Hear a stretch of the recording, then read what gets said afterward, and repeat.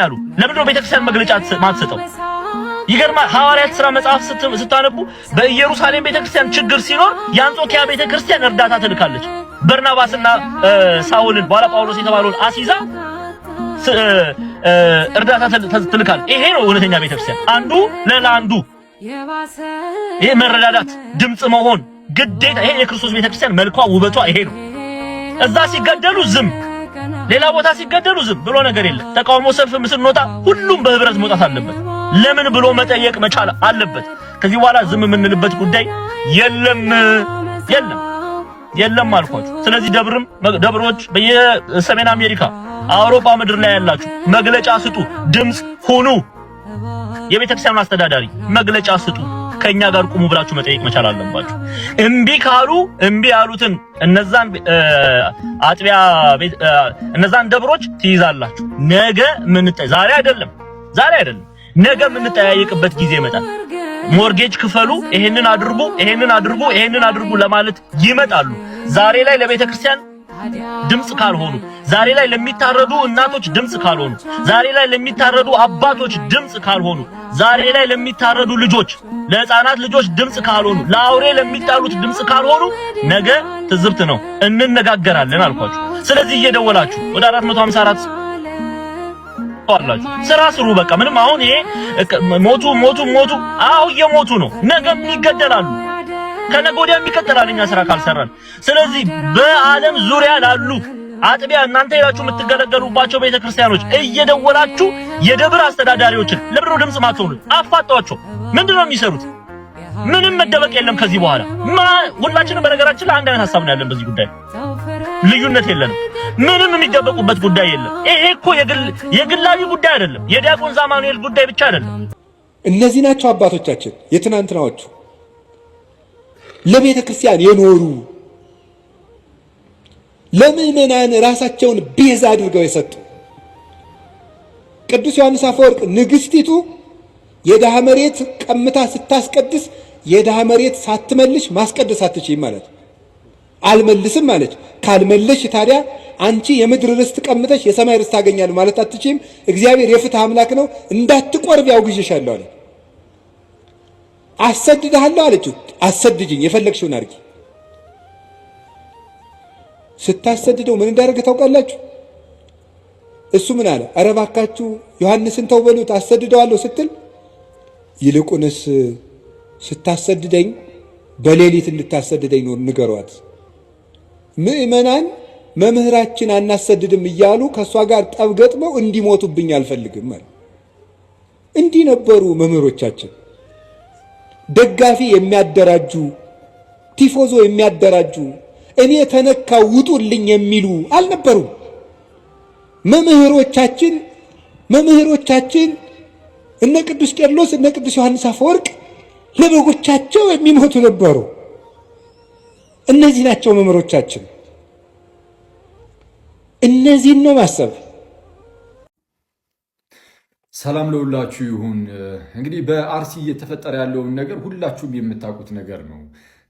የእግዚአብሔር ሕዝብ ወይም ክርስቲያኑ በጣም አደገኛ በሆነ መልኩ እየተጨፈጨፈ ያለበት ሁኔታ ላይ ነው ያለው። ማለት ሊትራሊ እየተጨፈጨፈ፣ ይሄ ቃል ይገልጸዋል በደንብ። ሕፃናት ሳይቀሩ አደገኛ በሆነ መልኩ እየተገደሉ፣ በጣም በርካታ ክርስቲያኖች ናቸው እየተገደሉ ያሉት።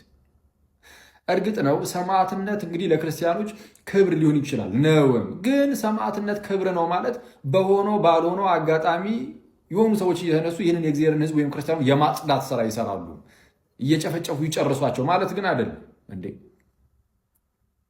ቤተ ክርስቲያን እዚህ ምድር ላይ ስትኖር እኮ ለአንድ ታላቅ የሆነ ዓላማ አጀንዳ ነው። ይህም ሕዝቡን ሁሉ ወደ ክርስቶስ መንግስት ለመመለስ ነው። እንዲህ እንዲሆን ደግሞ በህይወት መኖርንም ደግሞ ይጠይቃል። እና ማንም እየተነሳ ዝም ብሎ የማጽዳት ስራ ብቻ እንዲሰራ ነው፣ እሱን የሚፈቅድ አይደለም የሰማዕትነት ነገር። እና ይህ በጣም አስቸጋሪ ነገር ነው ማለት ክርስቲያኖች፣ ሀገራችን ኢትዮጵያ የክርስቲያኖች መቆያ ናት ማለት እዚህ የምንቆይባት ሀገራችን ናት። የክርስቲያኖች ብቻ አይደለችም፣ ግን መቆያችንም ጭምር የእኛም ጭምር ናት።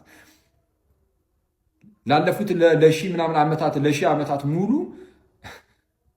እንደሚታወቀው ይህ የእግዚአብሔር ሕዝብ ክርስቲያኑ አሁን ላለንባት ለኢትዮጵያ ባለውለታ ነው። እሱን አቁሙ እኮ ያቆያት አይደለም እንዴ? ነው እኮ አሁን ደርሶ የሆነ ሰዓት ላይ ብቅ ተብሎ ይህንን ሀገርን አቁሞ የኖረውን ህዝብ ደግሞ ጨፍጭፌ ሊጨርስ ብሎ የሚነሳ የሆነ አካል ካለ እርግጥ ነው ሰይጣናዊ ነው።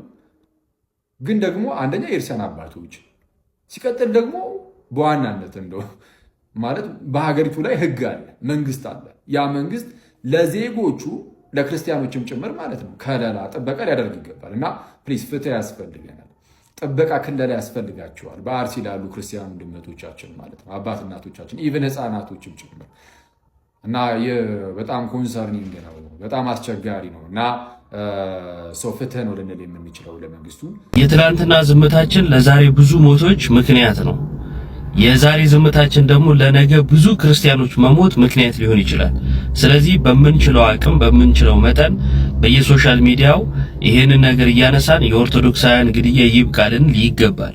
ሌላ አካል ስለኛ ሊሟገትልን አይችልም። ሊጠብቀንም ሊቆምልን የሚችል አካል እንደሌለ ተረድተናል ብዬ አስባለሁ። ለመጀመሪያ ጊዜ ካሴቱ የተቃጠለው ሻሸመኔ ቅዱስ ሚካኤል ቤተክርስቲያን ነበር። ታስታውሱ ሰዎች፣ ዘመን ጠበቀ፣ እግዚአብሔር ጊዜ ጠበቀ። ሻሸመኔ ለኮሳት።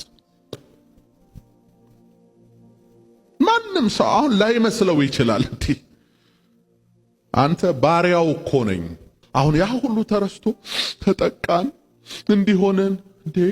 አንተ ምን አርገ ነው ባለማህተሞች የታረዱት? አንተ ምን አርገ ነው ቄሱ የታረደው? አንተ ምን አርገ ነው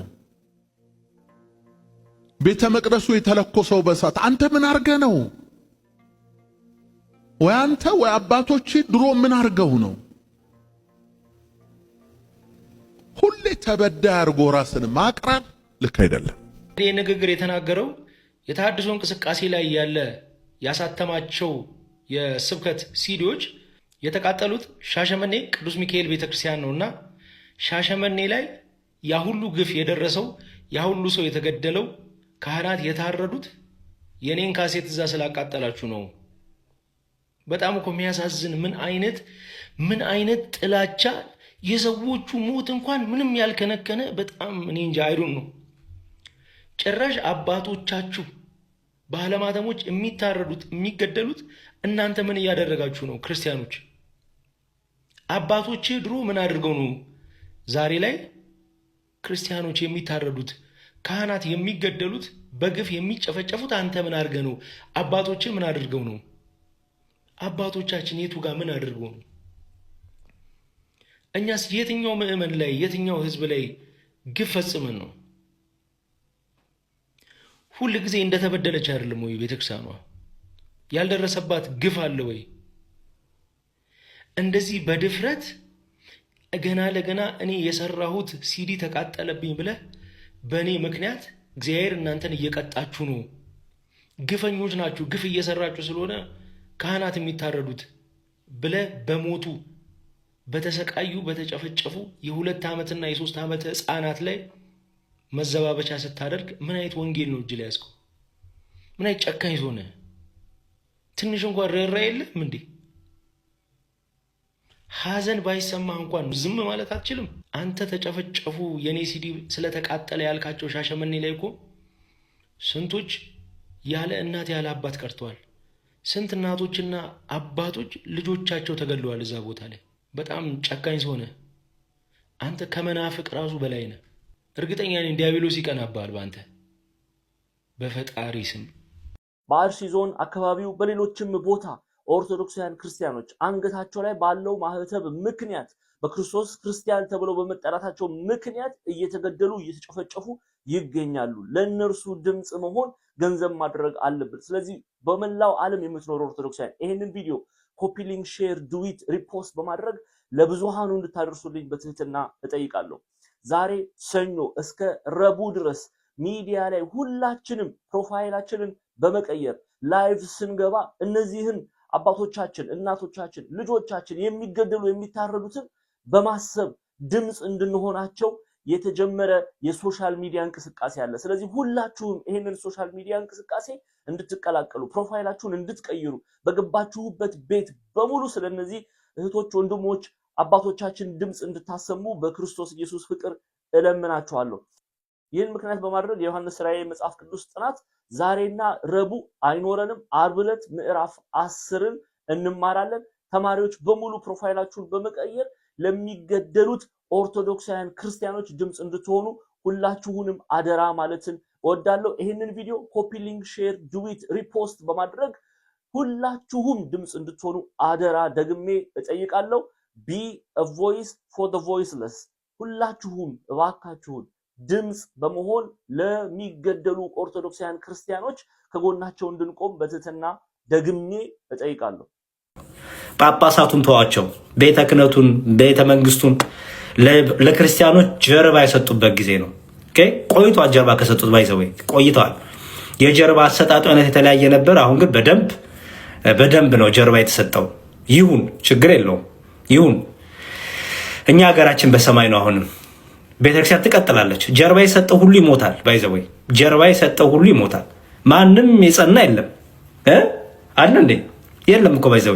እስቲ እዩ ኦርቶዶክሲያንን ነክቶ ክርስቲያኖችን ገሎ የቆመ አለ አይታችኋል? የለም፣ ሁሉ ይሞታል።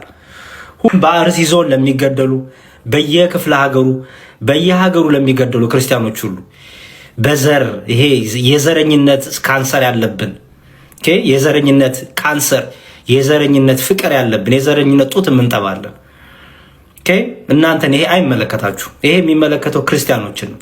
ክርስቲያን ዘር የለውም። ክርስቲያን አገሩ በሰማይ ነው። ኦኬ አገሩ በሰማይ ነው ክርስቲያን። ስለዚህ አገራችን በሰማይ ነው። ሁሌም አይታችሁ ከሆነ እንደዚህ አንድ ልንወስን ስንል ዘረኛው ይመጣና ይበትናል። ኦኬ ማህተብ አንጠልጥሎ ዘረኛ አለ። ኦኬ ማህተብ አንጠልጥሎ ክፉ አለ። በቃ ሁሌም የሆነ ነገር ህብረት ሲፈጠር በቃ አይኑ የሚደፈርስ ሞልቷል። ስለዚህ አገራችን በሰማይ ነው። አገሩ በሰማይ እንደሆነ ሰው እንሁን አደራ። አገሩ በሰማይ የሆነ ሰው እገሌ ሰደበኝ፣ እገሌ ነቀፈኝ፣ እገሌ በዚህ ወጥቶ እያለ እሹሩር አይፈልግም። አገሩ በሰማይ ነዋ። አገሩ በሰማይ ስለሆነ ሰዎች ቢከተሉትም ባይከተሉትም ሰዎች አብረውት ሆኑም አልሆኑም አገሩ በሰማይ ነው። ኦኬ አገሩ በሰማይ ነው። ስለዚህ ዝም ብሎ ይሄ የሚል መጠመጡ በቃ ዝም ብለው እንዲው እይታ እንዲው ቀፉኝ የሚፈልጉ ሰዎች አሉ። እነዚህ በጣም እንቅፋት ናቸው።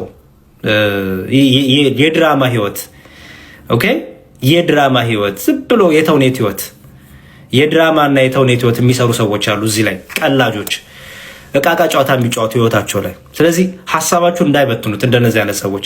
አገራችን በሰማይ ነው። ኦኬ አገራችን ቲክቶክ ላይ አይደለም።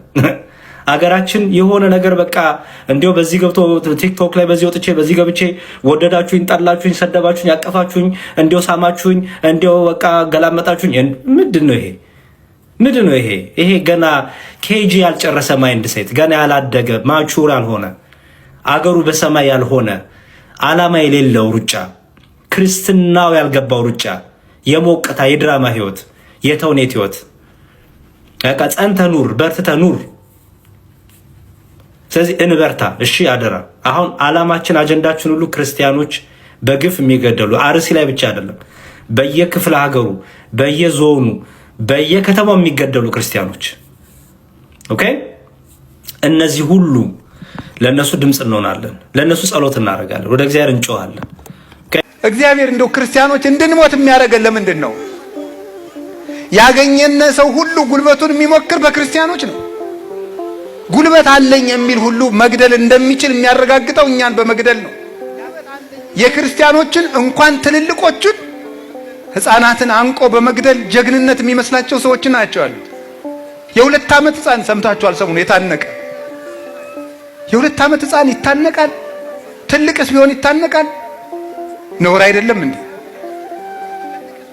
እና እንደዚህ ከሆነ እግዚአብሔር ለምንድን ነው ዝም የሚለን? ለምንድን ነው እንድንሞት የሚያደርገው? ልንገራችሁ የእግዚአብሔር ቤተሰቦች፣ አልሆንለት ብሎ ነው? ለኛ ስለማያዝንልን ነው? ባያዝንስ ቢያንስ ለ2 ዓመቱ ሕፃን ያዝነው? እኛስ መቼም በደለኞች ነን። ለምንድን ነው እግዚአብሔር ዝም የሚለን? ታውቃላችሁ? ሰማዕትነት የመንግስተ ሰማያት መግቢያ በር ስለሆነ ነው። እስኪ በሉ ሰማዕትነት በሉ። የመንግስተ ሰማያት ምንድን ነው? መግቢያ በር ነው። ስለዚህ ክርስቲያኖች የክርስቶስ ልጆች በመሆናቸው ሲገደሉ እግዚአብሔር ዝም የሚለው ከዚህ ከዳተኛ ዓለም ወደ እውነተኛው ዓለም ሊወስዳቸው ስለፈለገ ነው። ወደ ቅፉ ሊሰበስባቸው ስለፈለገ ነው። ለዚህ ነበር አንድ የቤተ ክርስቲያን ሊቅ ሁለተኛው ክፍለ ዘመን ላይ የነበረ እናንተ ግረፉን፣ እናንተ አሰቃዩን፣ እናንተ ደብድቡን፣ መከራውን በጨመራችሁብን መጠን ከእግዚአብሔር አክሊል ይጨመርልናል ያለ ለዚህ ነበረ። ክርስቲያኖች በተገፋን ቁጥር ለዚህ ነው የክርስቲያኖችን ደም ጨክኑና አብዝታችሁ እንደ ጎርፍ አፍስሱት ይፍሰስ፣ እነሆ ያ ደም ዘር ሆኖ ሌላ ክርስቲያን አብዝቶ ያበቅላል። የቅዱስ ጊዮርጊስ ደም ዘር ነበረ። ብቻውን ሲገርፉት ሙቶ ሲነሳ ተመልጥ ምን ያለን እያበራ ቦግ ሲል ፊቱ የዛን ጊዜ የንጉሱ ሰራዊት በሙሉ እኛም በዚህ ሰው አምላክ አምነናል ይላል። የሰማዕታት ደም ዘር ነው፣ አፍስሱትና ሌላ ክርስቲያን ያበቅላል ያለ ለዚህ ነበረ። የመንግስተ ሰማያት መግቢያ በር ነው። ታውቃላችሁ የግብጽ ኦርቶዶክስ ተዋሕዶ ቤተክርስቲያን የዘመን ለመለወጫ የምታደርገው ዓመተ ሰማዕታትን ነው። አዲስ ዓመቷን የምትጀምረው ሰማዕታት ብዙ ክርስቲያኖች የተገደሉበትን ዓመት ነው። ለምን ሲባል የዘመን መለወጫው ዕለት የአዲስ ዓመት መግቢያ እንደሆነ ሁሉ ሰማዕትነት የመንግስተ ሰማያት መግቢያ በር ነው። ግብጽ ውስጥ ያለ ክርስቲያን እያንዳንዱ ክርስቲያን በክርስቶስ ስም ለመሞት እየተዘጋጀ ነው የሚኖረው።